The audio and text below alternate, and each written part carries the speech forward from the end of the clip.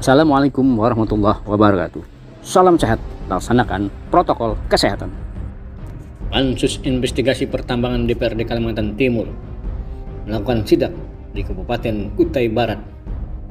Dalam sejumlah sidak itu, Pansus menemukan persoalan-persoalan serius terkait dengan perizinan dan dampak lingkungan. Kita ikuti Pansus sidak di PT Bayan. Baik yang terjadi di Kuta sendiri maupun masyarakat yang melalui lintas di area kita ini. Jadi ada banyak. Sehingga pertama tujuan kita adalah melihat mekanisme proses kegiatannya, dan kami alhamdulillah ketemunya proses begini. Saya lahirnya di Kutai Barat Pak, hari-hari ya nggak setiap hari juga lewatnya lewat sini. Jadi yang perlu kami ingin mendengarkan, walaupun tadi kan sudah ditanyakan oleh kakak kami Pak Martinus berkaitan dengan dokumen-dokumen, ya kami pertama ingin juga memastikan saja sebenarnya Pak, proses daripada kegiatan STS izinnya sampai mana aja ya Pak ya, izin STS nya ini kan STS jatuhnya Pak, karena Bapak transport dari tahun 1970 ke tahun 300 STS Pak. Nah kami butuh perizinannya, terus izinnya sudah sampai di mana aja, itu yang pertama. Yang kedua, ada amdalnya nggak di lokasi ini untuk kegiatan STS kita, jadi dokumennya. Walaupun dokumennya akan disusulkan, kami ingin mendengar ada atau tidaknya dokumen tersebut. Itu nanti kami koordinat. SDM Pak tidak sempat hadir karena pertama Pak Aswarnya kebetulan beliau asam urat tadi malam, jadi tidak sempat hadir. Nah, beberapa teman-teman dari SDM itu ada juga yang lagi kunjungan untuk kegiatan reklamasi, tinjauan reklamasi yang ada di Pasir. Dari Dinas Lingkungan Hidup harusnya bersama kita, tapi karena mereka hari ini ada RDP dengan DPRD Kabupaten Kutai Barat, sehingga mereka tadi malam lewatnya lewat darat Pak. Nggak sempat ke sini, mungkin kita ketemunya di Muara Pahu atau ketemu di Melaka Pak. Nah, mungkin itu kata pengantar dari saya berkaitan dengan tujuan kunjungan kita sini. Di sini selaku supervisor pelatihan operasional di seperti saya ini asisten Pak Ardi Suseno selaku asisten. Nah, jadi kita sempat bisa menanggapi mengenai dokumen seperti ini. Nah, jadi Pak begini, maaf sebelumnya saya selaku orang lapangan ini Pak, tapi saya ada sih dokumen dulu saya kopi mengenai izin, misalnya kan untuk izin lokasi ada kerja tidak ada terus izin untuk kegiatan pengoperasian train bus tidak ada Pak, dan sepengetahuan saya juga untuk izin AMDAL itu ada dan itu berhubung di sini apa, jadi semua karena yang mengurusi itu office Balikpapan termasuk hard copy-nya untuk simpan di sana, simpan di atas sana. Jadi makanya tadi saya juga sempat koordinasi juga dengan office Balikpapan terkait hal itu. Jadi semua dokumen-dokumen itu disimpan di office Balikpapan.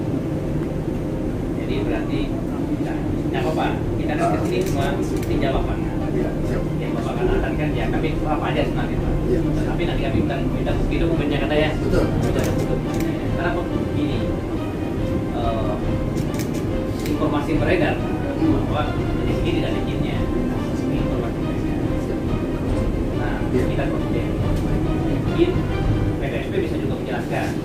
Kalau dari SDM Pak belum ada izinnya yang lebih untuk kegiatan STS. Karena begini, pengetahuan kita Pak bahwa STS itu diperbolehkan bukan di dalam alur sungai Mahakam, tetapi di luar sungai Mahakam, yaitu tepatnya adalah di Muara. Ini STS yang diperbolehkan Pak. Ya, ini kita proteksi. Karena kenapa di dalam surat Sepatu ada yang basah di sebelah sana sepatu. Nah, dalam di situ bahwa STS itu diperbolehkan tapi di Muara antara tongkang menuju peser. Nah, tongkang menuju peser. Yang unik adalah di sini tongkang kan gitu Pak. Nah, ini yang menjadi apa ya? Menjadi perhatian dan banyak menjadi aduan masyarakat mengenai itu yang pertama. Mungkin sebelum saya berkaitan dengan DPR ini, saya ingin tanya dengan 30 rekam dari provinsi sebenarnya Pak, ini langsung ke Kementerian Perhubungan seperti itu. SDM. STM. Perizinannya Perizinannya setahu saya dari PKPUB. Iya, masuk nanti pusat. ya, jadi betul, saya setuju. Cuma kan ketika di sini bicara masalah lingkungan AMDAL kan jatuhnya tetap di BDSP Pak. Karena kan perizinan lingkungan ini kan di alur sungai. Kalau dia konsesinya di darat, iya begini. Ini situ kurang saya publik. Iya, ada apa? Artinya kan kita sama-sama lihat dulu. Ya. Nah, dari ya, Kondisinya. kondisinya. Ini seperti Oh ini. begini. Ada kegiatan di alur sungai, Di alur kan? sungai. Ya. Apakah ini bisa digunakan, misalnya sesuai dengan perizinan yang ada? Apakah ini ada izin khusus untuk beraktivitas? Karena kalau kita lihat dari kegiatan yang ada saja, pasti kan ada tumpahan batu bara juga yang masih akan jatuh ke sungai. Nah, itu bagaimana dari sisi AMDAL-nya? Apakah itu aman untuk lingkungan dan sebagainya? Ini mungkin yang kita soroti sih, ya kan? Kalau itu memang tidak ada masalah, ya jalan terus. Nah, tapi dalam kegiatan seperti ini kalau ada masalah lingkungan, ya tentunya kita harus antisipasi. Mungkin tidak dalam waktu dekat, tapi kan dalam jangka panjang bisa ada efek-efek lain kan?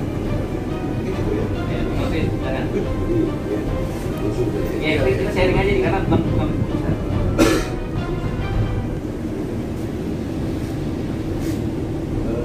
apa yang terjadi hari ini? Saya orang lupa dia. Ya, dia.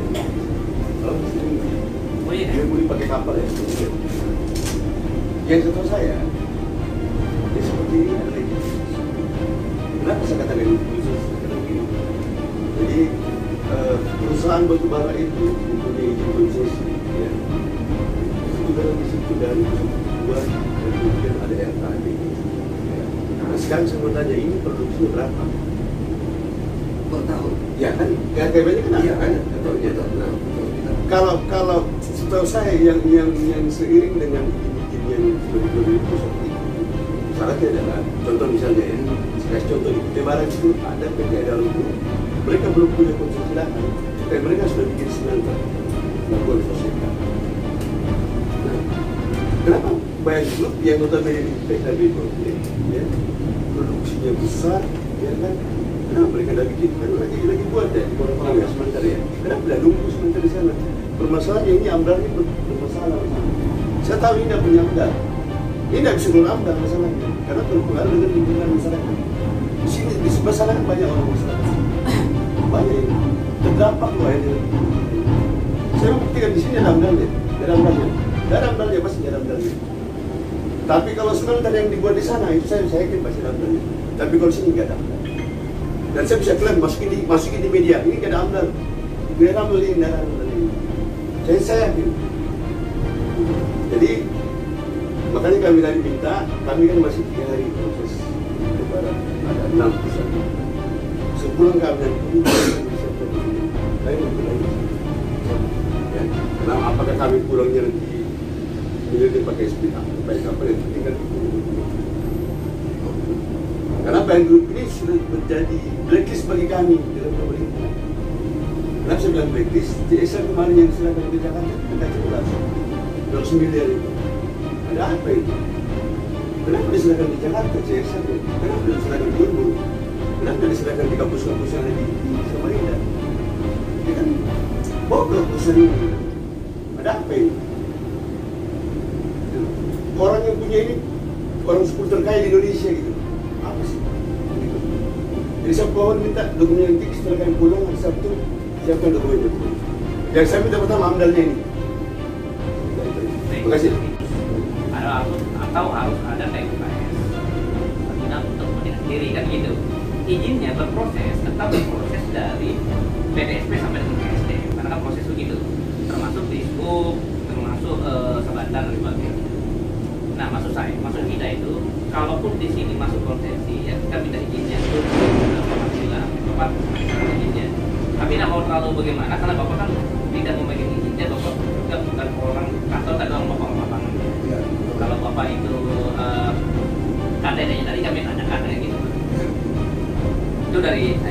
Bang Sutomo Jabir? Saya pikir sama saja Pak Bawakan, karena kita ini kan jadi tugas Pak, jadi kita harus mempertanggungjawabkan apa yang kita katakan nanti di DPR, teman-teman DPR, dan mewakili mereka di sana. Ini kan menjadi kewajiban karena setahu kami kita nasibnya seperti ini kan, selain mengganggu air sungai, juga pasti ada material yang terbuang. Jangankan yang ada di sini, yang ada di darat saja, itu harus zero material terbuang ke sungai. Bisa kita berikan izin, apalagi kalau yang ada di atas laut. Apalagi kan kemudian kontrolnya dari ESDM ini atau dari sungai ini kan tidak ada, artinya lepas sama sekali kan. Nggak ada monitoring, nggak ada kontrol, nggak ada dari SDM yang kontrol yang saat di sini, sehingga kita sangat membutuhkan itu, memberikan keterangan dan penjelasan kepada baik internal DPR maupun kepada masyarakat. Jadi seperti itu tadi kita minta apa namanya operasionalnya, sehingga segera. Dan mungkin juga di dalam dokumen RKAB ada termuat ini bahwa berapa yang terproduksi di sini, ya kan? Dalam RKAB kita SDM ada nggak itu bahwa berapa tiap tahun yang dikelola oleh SDS ini sebagai bagian dari produksi dan biaya produksi Dia ada dua, kalau ada kan, dan kalau ini nggak ada, tidak mungkin ada. itu makanya kan Itu jadi kendala masalah. makanya dokumen pendukung itu kalau ini ada di dalam dokumen RKAB kita, berarti kan mungkin ada data pendukung yang lain. Iya, terima kasih. Tambah sedikit bahwa kan lokasi bayang bumi itu bukan hanya di sini untuk muat batu bara kontennya. Itu ada juga di Mesti Hilir ya. Satu yang kita ini dua Ini dari kapasitas berapa ke kapasitas berapa? Berapa ton? Ini kalau secara dimensi tongkang ini satu pas ini 180 feet, kita ke 180 buat berapa ton? plus minus 2000 metrik ton, plus minus 7500 metrik ton. 300 feet. 300 feet. 200 di sini tadi berapa? 2000-an. 1.800 itu 1.800 sampai dengan 2.000 metrik ton. 400 ya. Ini yang masuk ke Senyum sana ya. Yang masuk ke sungai ambilnya. Oh bukan, kalau dia ngambil batu bara dari Jati Gunung Sari, Sungai Belayan. Yang masuk sini ya? Yang kalau yang masuk sini kita sebagian yang 300 feet ya, dari 250 270, 300 feet sebagian masuk ke Sinyun, sebagian di loadingkan di sini. Iya, karena kan Dia masuk ke Senyum, lari juga ke sini. Iya. Oh enggak, kalau yang masuk, kalau dia loading di Sinyun, direct langsung ke Muara Brau atau ke BCT. Itu muatan berapa ton? Kalau yang dua, dia muatan range itu dari mulai 4.500 sampai paling tinggi 7.500 metrik ton. Kalau dari sini, Dari sini. itu apa namanya tipe tokannya Variasi, ada di 300 feet, 300 feet. 7.500 metrik ton. Infonya yang masuk sendiri itu nggak boleh juga, harus dibatasi juga muatannya. Dan orang dari sana juga katanya melebihi kapasitas yang dibolehkan. Sehingga kita juga berkoordinasi dengan SOP Iya. seperti apa ini. Iya. Kalau sepengetahuan saya nih Pak ya, kalau berdasarkan izin yang kita terima untuk tongkang yang diperbolehkan masuk Sinyun itu dia ditentukan berdasarkan level air sungai. Pada misalkan minimum level air sungai 4 meter, kita tidak memperbolehkan, tidak direkomendasikan tongkang 300 feet untuk masuk. Pada level air 5 meter, tongkang 300 feet diperbolehkan masuk. Gitu. Jadi kita orientasinya itu ke level air sungai. Iya. Berarti dia direct ya? Ya direct betul ke BCT ataupun ke POD kita satu lagi di Muara Brau, IFD sama floating crane gitu. Iya, kalau Muara Brau saya setuju. Nah. Walaupun di Muara Brau, Pak ini catatan. Walaupun di Muara Brau sampai dengan saat ini harga satuan untuk kegiatan SDS-nya itu ditentukan. Dan perizinannya ada ada perusahaan yang memang memegang posisinya, tapi sampai dengan saat ini untuk PAD-nya belum ada masuk Pak. Jadi kita sampaikan bahwa izin itu cukup banyak diproses masyarakat berkaitan dengan nelayan yang ada, karena kegiatan SDM ada bergantung. Nah, tetapi karena itu semuanya di Muara, karena itu memang diizinkan dari Kementerian Kelautan dan Perikanan untuk melaksanakan kegiatan di SD Muara, sehingga belum masih berjalan. Nah, tapi sedikit catatan Pak bahwa ya ini juga uniknya kalau kita ini kalau kayak barang Pak ya, bahwa yang Bapak sampaikan tadi, Bapak katakan langsung daerah dan sebagainya, saya Pak pernah Pak beberapa kali melihat bahwa dari tongkang itu ke sini itu menggunakan satu buih. Itu juga masuknya setelah dari kita di garis dalam. Ini saya lihat Pak, karena kalau Bapak mengatakan enggak ya, saya tidak mengikuti, tapi saya Pak pernah melihat dan beberapa kali. Karena kita juga ya walaupun lebaran kan dari kecil Pak. Ini kegiatan ini kan bukan setahun yang ini, tapi sudah lama Pak ya. Lumayan lah. Sebenarnya saja. Ya, kita Mulai berpikir. beroperasi tahun berapa? Ini efektifnya dari tahun 2015. Di bulan 15 tahun. Iya. Nah, jadi gitu. Jadi, Agustus 2015. jadi kan kita di sini kan tidak bisa melihat adalah pasang surutnya air, karena kita tidak masuk itu kan. Kita tidak terdetek dengan kegiatan atau air laut Pak ya. Sedikit kecil sekali. Kita kan hanya melihat air laut dan air sungai dari hulu aja. Kita mendukung investasi ya, mendukung yang namanya eksplorasi batu bara.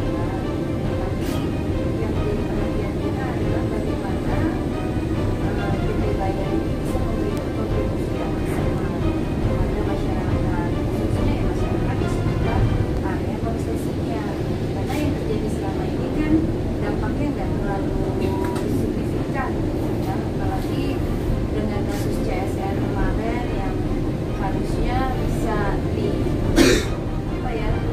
bisa dialokasikan untuk seluruh perguruan tinggi, seluruh sekolah di Kalimantan Timur, kenapa harus ke Jawa? Dan itu yang menjadi pertanyaan kami. Karena kita ini bicara sama Bapak yang notabene adalah orang lapangan, kita hanya bisa menyampaikan. Masih banyak masyarakat di sini mau sekolah tidak bisa. Kenapa? Keterbatasan.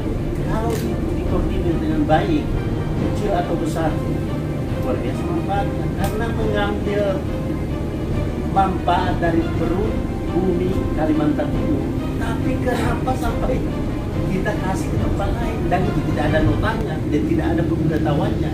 Itu walaupun itu hasil usahanya, tapi itu kan seyogianya sebagai orang yang mencari nafkah di sini sebaiknya dibagi di sekitar Kalimantan Timur dari RIP 1 sampai RIP 3. Tentunya seperti itu saya mewakili Komisi 4 kemungkinan itu. Jadi saya lebih banyak menyampaikan unek-uneknya Kalimantan Timur tentang kebiasaan. Yang kita memprotes tapi tidak menerima apa yang disampaikan oleh apa yang dilakukan oleh kita di sini itu. Tiga itu adalah area yang ada di konsesi. Nah, jadi permasalahan yang besar adalah bagaimana dengan aktivitas ini yang harusnya masuk di kawasan ring adalah sekitaran Parasiran dan Tinggi. Karena begini Pak, ketika Bapak melaksanakan aktivitas batubara di sini, pertama adalah kultur airnya pun pasti berubah Pak, dasar air dan sebagainya pasti berubah karena tumpahan batubara dan sebagainya itu yang pertama. Yang kedua, kalau sudah berubah kultur tanah dan permukaan air yang di bawah, otomatis kan habitat yang di bawah pasti hilang Pak. Ya Bapak kalau mancing ikan ya cukup kalau air agak surut ya banyak ikan, kalau begini tidak ada Pak. Nah yang berdampak adalah orang yang kehilir Pak, tidak mungkin berdampak itu. Kalau kehilir itu orang kan kebanyakan sini kan banyak nelayan Pak, nelayan dan petani dan nelayan air sungai maksudnya. Ya ini yang maksud kita. Kenapa kita pertegas? Kita berharapnya bahwa kontribusi Bayan ini kepada masyarakat dulu ya sangat efektif. Bayan ini termasuk yang terbesar Pak kami selain KPC. Ya kita berharap bahwa Bapak tahu nggak berapa CSR yang dikeluarkan oleh PT Bayan Pak per tahun? Nah kalau Bapak ini saya sampaikan, KPC itu Pak memberikan kontribusi kepada Kalimantan Timur, termasuknya adalah Kalimantan Timur adalah sebanyak 5 juta US dollar Pak untuk BPM dan CSR per tahun. Jadi permasalahan itu dikelola oleh di sini juga dikelola oleh Pemda separuh dan separuhnya dikelola oleh masyarakat seluruh Pak. Yang jadi pertanyaannya adalah Bayan ini sudah pernah apa nggak sih Pemda pernah nggak kasihkan dana CSR itu dikelola untuk pembangunan yang ada di Kota Negara? Kan itu juga permasalahan. Nah makanya itulah yang ada untuk kita. Mungkin itu saja. Dalam sidak itu, Pansus dipimpin Wakil Ketua Muhammad Udin, anggota Abdul Qadir Tapa, Sapuat, Martinus, Agi Suwarno, Stomo Jabir, dan Mimi Meriami BR Pani.